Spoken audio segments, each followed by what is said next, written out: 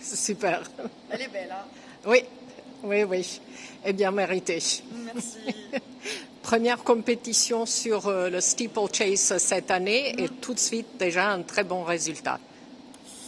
Oui, alors je savais que c'était possible par rapport au schéma que j'ai fait l'année dernière sur ma rentrée. Après, mon doute, il était un peu plus mental. Est-ce que j'allais avoir suffisamment confiance en moi et dans mes armes? Parce que j'étais pas encore venue me tester en compétition. Oui.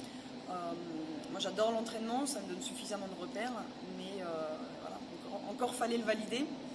Donc, j'ai validé ma confiance et ma force mentale sur le championnat, ce qui me donne un petit plus aussi.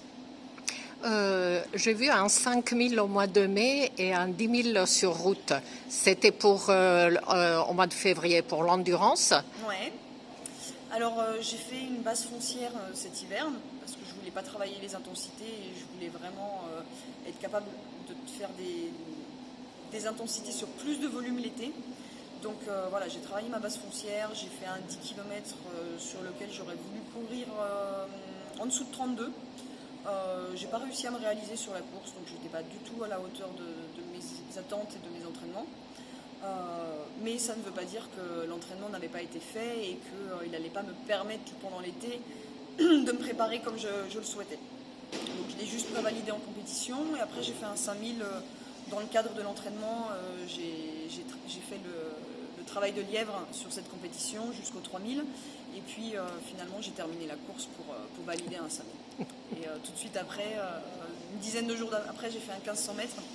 Et le 1500 m'a paru très court après l'entraînement sur 3000 steeples et le 5000 mètres. Pour revenir à la course de hier, vous avez vraiment donné l'impression d'être tout le temps en contrôle et puis à la cloche, vous êtes parti et il n'y en a plus eu pour personne. Alors à 800 mètres de l'arrivée, je sentais que j'étais armée et je sentais vraiment que je pouvais avoir la gagne. Et je me suis dit, ok, s'il n'y a personne qui prend les devants, n'attends pas le dernier 300 ou 200 mètres, parce que je sais que je suis rapide et je fais la différence à ce moment-là aussi.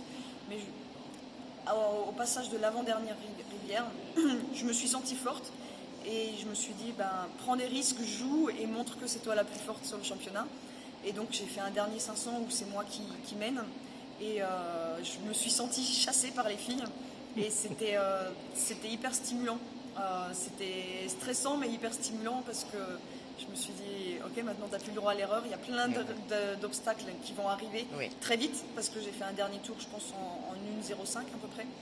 Et donc les barrières arrivaient beaucoup plus vite et j'avais besoin d'avoir une lucidité dans la course pour ne pas risquer la chute et d'arriver toujours en première position en franchissant la ligne. Ce petit stress avec la disqualification, requalification, Ouais, qu'est-ce que ça donnait? Bon, ça fait une soirée un peu agitée.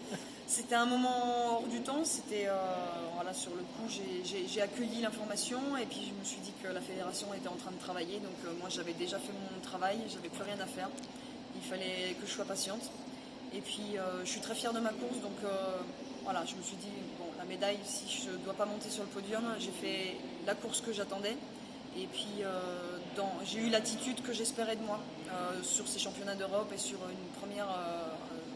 une prise de contact sur ma discipline du steeple dans cette année olympique. Donc voilà, au niveau prestation, j'étais très contente de moi et satisfaite.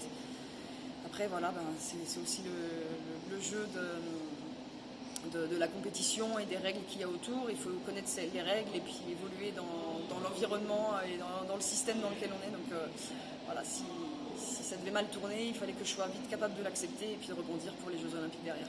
Mais là, ça a dû donner la course d'hier une super confiance pour Paris, parce qu'en plus, à part Chemutai, Perut Chemutai et Beatrice Chepkoech, qui ont fait des super temps, il n'y a pas grand monde de bon. On est tôt dans la saison, mais il n'y a pas beaucoup de filles qui ont brillé. Donc, non, mais sur toutes les disciplines, il n'y a pas suffisamment de filles les athlètes ne brillent pas encore. Donc, on peut avoir l'impression que c'est ouvert. Après, j'espère que les gens travaillent un pic de forme qui va monter pour juillet-août. Mais c'est vrai qu'on se dit que sur toutes les disciplines, ça a l'air plutôt ouvert. Donc voilà, on n'est que début juin, il reste encore du travail pour tout le monde et pour moi aussi. Et surtout avec la 5e place de Budapest et la performance de hier, je pense qu'au niveau mental, il ne doit plus y avoir trop de blocage. Non, j'ai confiance. Et je prends mon pied, j'aime vraiment ce que je fais. Donc voilà, je pense qu'avec le plaisir, c'est l'ingrédient essentiel pour continuer de progresser et être capable de se lever tous les jours pour aller au travail. Je vais retourner un petit peu sur le fait, donc je crois que c'était en 2022 que vous aviez dit, c'est là je vais quitter le boulot, je vais essayer de me concentrer pleinement en 21 sur l'athlé. Et voilà, vous pouvez reparler un peu de cette décision. Bien sûr, ça a été une bonne décision, ça a été prouvé, mais vous revenez un peu sur ce moment-là. En 2021, je fais ma première médaille européenne en salle sur 3000 mètres.